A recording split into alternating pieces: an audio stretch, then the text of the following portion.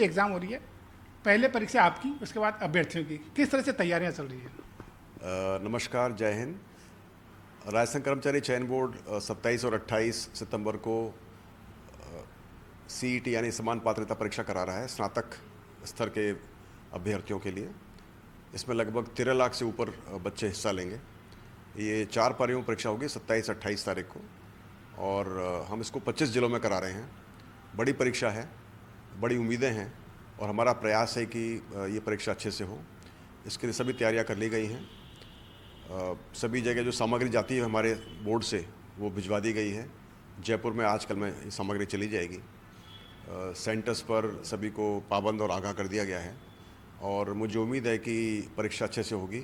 27 और 28 तारीख को वर्षा की भी चेतावनी मिली है, तो मैं आपके माध्यम से सभी अभ्यर्थियों से रिक्वेस्ट करूंगा, ये आग्रह करूंगा कि वो टाइम से अपने परीक्षा केंद्र में पहुँचें, क्योंकि वहाँ पर बताया गया है, उनको इंस्ट्रक्शन दिए गए हैं कि यदि परीक्षा केंद्र बंद हो जाता है, यानी कि परीक्षा समाप्त स्टार्ट होने के 1 घंटे पहले परीक्षा केंद्र बंद हो जाएगा, उसके पहले पहले आपको वहाँ पर परीक्षा केंद्र पहुँच जाना है, ताकि आपको मायूस ना होना पड़े। मुझे उम्मीद है सभी परीक्षार्थी बहुत तैयारी कर रहे होंगे और समय से अपने अपने परीक्षा केंद्र में पहुँचेंगे। बड़ी परीक्षा है, 13 लाख से ज़्यादा अभ्यर्थी हैं, डमी कैंडिडेट और परीक्षा में पेपर लीक, किस तरह से रोक पाएंगे इसको?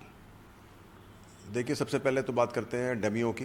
तो जैसा आपको मालूम होगा, हमने कई सारे नवाचार किए थे, और इस बार हमने खास नवाचार किया। जब ये परीक्षार्थियों ने अपने फॉर्म भरे हैं ऑनलाइन, हमने सबको फॉर्म भरने के टाइम पर हमने सभी को ओटीआर में ले गए उनके, और ओटीआर में हमने हर एक अभ्यर्थी से उसकी लाइव फ़ोटो अपलोड करवाई है, और उसके हाथ का हस्तलिपि नमूना अपलोड कराया है। और ये हस्तलिपि नमूना अब ना फॉर्म भरने के टाइम, बल्कि परीक्षा देने के वक्त, डीवी के वक्त, और कई टाइम पर ये इसको जांच किया जाएगा। और साथ ही चूँकि उसकी फ़ोटो अपलोडेड है, अभी हम डीवी के अंदर फेस स्कैन करवा रहे हैं, और उस फेस स्कैन के अंदर हम बच्चे के द्वारा अपलोड की गई फ़ोटो, उपस्थिति पत्रक में दी गई फ़ोटो और एडमिट कार्ड की फ़ोटो, हर एक फ़ोटो की हम जांच कर रहे हैं। कहने का मतलब हमारा पूरा प्रयास कर रहे हैं कि हम 2-3 तरीके से डमी को पकड़ पाएँ, और इसमें हमको सफलता भी मिल रही है। और मुझे उम्मीद है कि और हमारा एक और प्रयास है, यदि वो सक्सेसफुल हो पाया, हम प्रयास कर रहे हैं कि आइरिस स्कैन, फेस स्कैन और आई स्कैन भी हम व्यवस्था लागू करें। उम्मीद है कि इस सीईटी में या अगली सीईटी में शायद लागू हो पाए। ये डिपेंड करता है, कई सारे टेक्निकल इश्यूज होते हैं। यदि वो हो जाएगा तो और भी अच्छा हो जाएगा, सोने में सुहागा हो जाएगा। तो मैं फिर एक उम्मीद से, एक भरोसे से बोल सकता हूँ मैं हमारे अभ्यर्थियों को, राजस्थान की जनता को, कि जो डमी का ये एक प्रॉब्लम है वो काफ़ी हद तक सॉल्व हो जाएगा। दूसरी बात है पेपर लीक की। आपको बता दूं कि पेपर लीक की बहुत हमने तैयारी की है, काफ़ी मेहनत करी है। चाहे वो selection of proper printing press हो, चाहे वो पेपर बनाने की जो प्रक्रिया हो, ज़्यादा पेपर बनाने की प्रक्रिया हो, जो पैकिंग और उसका जो सिस्टम है, मल्टी लेयर्ड पैकिंग, उसका सिस्टम हो, सीसीटीवी, वीडियोग्राफी, टाइमिंग्स को सेट करना, कब पेपर निकलना चाहिए, कब पेपर पहुंचना चाहिए, कितनी देर पहले ही पहुंचना चाहिए, कब पेपर खुलना चाहिए, क्या क्या जांच होनी चाहिए, क्या क्या वीडियोग्राफी होनी चाहिए। ऐसे बहुत सी हमने स्टेप्स लिए हैं जो पहले भी थे, और उसको इम्प्रूव कर दिया गया है। तो मुझे उम्मीद है कि पेपर लीक नहीं होगा। और सबसे इम्पोर्टेंट बात होती है कि पेपर यदि लीक होता है तो उसको डिटेक्ट होना, टाइम से डिटेक्ट होना बहुत आवश्यक है। बजाय ये कि बच्चे पेपर दे के चले जाएँ, फिर बाद में डिटेक्ट हो रहा है। हम चाहते हैं कि यदि ऐसा कहीं पर कोई कमी होती है, कहीं पर कोई गड़बड़ करता है, क्योंकि ये ऐसी चीज़ है कि जो परीक्षा का बॉक्स होता है हर एक आदमी के पास होता है, जो हमारे जो कर्मचारी होते हैं जो उसको लेकर जाते हैं। मान लीजिए किसी ने कोई गलती से या जान के ऐसा कुछ भी किया, तो हमारा तरीका होना चाहिए कि हम उसको डिटेक्ट कर पाएँ, और डिटेक्ट करके एक्शन ले सकें और परीक्षा दोबारा करा सकें। तो हमारी उसकी भी तैयारी है। मान लो आवश्यकता पड़ती है और हम डिटेक्ट करते हैं कहीं पर किसी ने कोई गड़बड़ की है, तो जांच होने पर, पाए जाने पर, हम उसकी दोबारा तैयारी कराने की, परीक्षा दोबारा तैयारी कराने की भी हमारे पास एक व्यवस्था बनी हुई है। एक बड़ी बात की पिछली परीक्षा में देखा कि अभ्यर्थी फॉर्म भर देते हैं लेकिन परीक्षा देने पहुंचते नहीं है, उसको बढ़ाने के लिए कुछ ऐसा करेंगे अभ्यर्थी परीक्षा देने पहुंचे? देखिए, मैं आपको बताना चाहूँगा कि जो सीईटी अभी हम करा रहे हैं 27 और 28 तारीख को, और उसके बाद जो अक्टूबर में सीईटी कराएंगे, इसके स्कोर की वैलिडिटी 1 साल है। हम प्रयास कर रहे हैं, हमारी बात भी हुई है, सरकार को हम रिकमेंडेशन भेज रहे हैं कि इस वैलिडिटी को 1 साल के बजाय 3 से 5 साल किया जाए, ताकि अभ्यर्थी जो एक इसको पास कर लेता है उसको दोबारा सीईटी परीक्षा ना देनी पड़े। हालांकि सीईटी हर साल ही की जाएगी, परीक्षा हर साल की जानी चाहिए, की जाएगी। तो एक तो ये इसका एक इंसेंटिव होगा, यदि आप एक बार पास कर लेते हैं तो आपको 3 से 5 साल तक का छूट मिल जाएगी, और फिर आप दूसरी परीक्षा दे सकते हैं। और दूसरा, हमने सभी को, अभ्यर्थियों को भी रिक्वेस्ट किया है कि वो परीक्षा देने आएँ।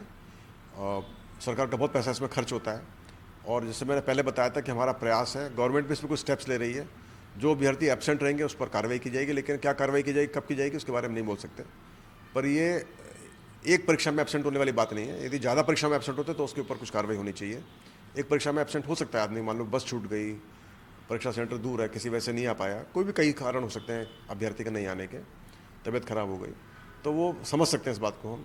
लेकिन एक अभ्यर्थी फॉर्म भरता जाए और परीक्षा में ना आता जाए, लगातार वो परीक्षा मिस करे, उससे सरकार को काफ़ी नुकसान होता है और उससे पूरी व्यवस्था बिगड़ती है। तो मेरा आपके जरिए सभी युवाओं से अनुरोध है कि यदि आप फॉर्म भरते तो आप ज़रूर आएँ, सीरियसली तैयारी करें, सीरियसली पढ़ाई करें और एग्ज़ाम दें, ताकि आप उसमें सफल हो पाएँ। एक बड़ी अलग बात, पीटीआई भर्ती परीक्षा, एसओजी ने लगभग 1200 नाम बताए थे, आपने जो नोटिस जारी किया वो 300 के लगभग हैं, तो कहीं कमी आई है उसमें, कुछ ऐसा है? तो मैं आपको बता दूं कि वो एसओजी ने 1200 नाम, हमने 1200 नाम उनको दिए थे। एसओजी ने 1200 नाम नहीं दिए थे, हमने 1200 नाम एसओजी को दिए थे, क्योंकि हमने जो उसकी हमने पूरी जांच पड़ताल की, तो हमको 1200 नाम के अंदर ऐसा लगा था कि कुछ में कुछ मिसमैच केसेस हैं। लेकिन जब पूरी इसको स्टडी की गई, इन्वेस्टिगेट किया गया, तो क्लियर कट 321 या 322 ऐसे कुछ नाम थे जिनमें क्लियर मिसमैच नज़र आ रहा है, जहाँ पर कि बच्चे ने कुछ डिटेल्स भरी है और दूसरे यूनिवर्सिटी की डिग्री या दूसरे उसी यूनिवर्सिटी के दूसरे रोल नंबर की डिग्री, ये ऐसे कुछ उन्होंने प्रोड्यूस की है, तो वो एक बड़ी मिसमैच है। और उसके बाद हमने जब वो बाकी जो दूसरे केसेस को हमने जांच की, तो पता लगा कि उसमें मिसमैच इतना नहीं था जितना हम समझते थे।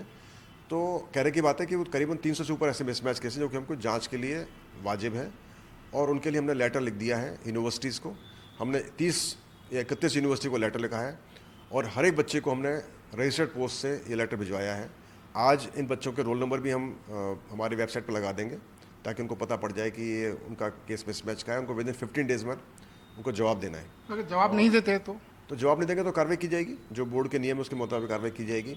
मिसमैच का बिल्कुल साफ मतलब है कि उसने अपने कोई फ्रॉडुलेंट या उसको बोलते हैं कूटरचित तरीके से भावना से उसने कार्रवाई की है, तो उसके जो नियम हमने फॉलो कर रहे हैं उसके अनुसार कार्रवाई करेंगे, उनका पात्र घोषित करेंगे और उनको उससे लिस्ट से निकालेंगे।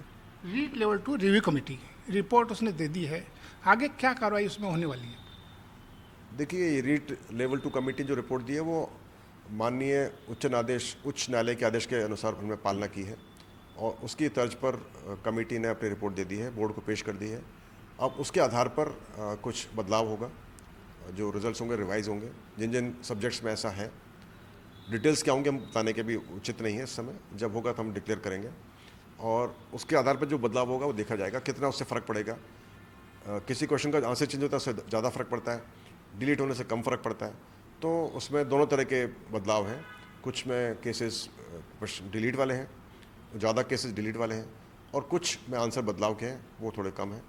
तो अभी जब ये इसकी कार्रवाई शुरू करेंगे, थोड़ा अभी सी टीम बिजी हो रहे हैं, तो सी टी के ख़त्म होने के बाद इस पर कार्रवाई की जाएगी, और हम प्रयास करेंगे कि अगले महीने के अंदर इनसे जो बदलाव रिजल्ट हो वो हम उसको धीरे धीरे करके डिक्लेयर करें 1 बाय 1। एक सोशल मीडिया पर आपको लेकर के एक नाराज़गी जताई जा रही है बेरोजगार जो युवा नेता उनके द्वारा, क्या आप जो है नकारात्मक माहौल फैला रहे हैं, उस क्या है मामला? इसके बारे में मुझे क्या बोलना चाहिए, क्योंकि मान लो वो बच्चे हैं, वो भी हमारे बच्चे ही हैं। यदि वो कुछ बोल रहे हैं तो उनका कोई जो तात्पर्य होगा मैं समझने की कोशिश करूँगा, और यदि मुझ में कोई कमी होगी तो उसको मैं इम्प्रूवमेंट करने की कोशिश करूँगा। बाकी सभी को बोलना चाहिए, बताना भी चाहिए, तभी हम इम्प्रूव कर सकते हैं। तो मुझे उससे कोई मुझे नाराज़गी नहीं है। मैंने पहले ही बताया कि मुझे आप जो मेरी कमियां उनको बताएं। मैं भी कोई एक परफेक्ट इंसान तो नहीं हूँ, अपना प्रयास करूँगा, मैं इम्प्रूव करने की कोशिश करूँगा, और कोशिश करूँगा कि आपकी उम्मीदों पर मैं खरा उतरूँ। एक सीबीटी की बात करें तो अब आप टैबलेट पे एग्ज़ाम करवाने वाले हैं, किस तरह से एग्ज़ाम होगी वो? सीबीटी की हमने पहली परीक्षा कराई थी, जो हमारे इतिहास में पहली बार हुई थी, वो हमने 30 अगस्त को कराई थी। परीक्षा शांतिपूर्वक हुई, अच्छे से संपन्न हुई। कुछ कमियां थी जो कि मुझे महसूस की, और उनको हम इम्प्रूव करने की कोशिश कर रहे हैं। और अभी आगामी करीबन 20 परीक्षाएं होनी हैं, जो कि जूनियर इंस्ट्रक्टर वाली परीक्षाएं हैं, उसमें हम सीबीटी के ऊपर कराएंगे। लेकिन जो थोड़ी परीक्षा उसमें बड़ी होंगी, ज़्यादा बच्चे उसमें बढ़ गए होंगे, उनको फिर हम हमारे बेस पर कराएंगे। तो ये हम डिसीजन लेंगे जल्दी से इसके बारे में। उसके अलावा हम चाहते हैं कि बजाय सीबीटी के हम टीबीटी कराएं, यानी टैबलेट बेस्ड टेस्ट कराएं, जिसमें कि टैबलेट बांट दी जाएगी, और ये परीक्षा सरकारी स्कूलों में होगी। तो इस पर अभी हमारा गहन अध्ययन चल रहा है। हम 2-3 आईआईटी जो हैं, आईआईटी मद्रास, आईआईटी कानपुर और एमएनआईटी जयपुर, इनके जो एक्सपर्ट्स हैं, साइबर एक्सपर्ट्स हैं, उनसे हमारे डिस्कशन चल रहे हैं। 2-3 कंपनी से डिस्कशन चल रहे हैं, 2-3 जो हैकर होते हैं, जो एथिकल हैकिंग करते हैं, उनसे डिस्कशन चल रहे हैं।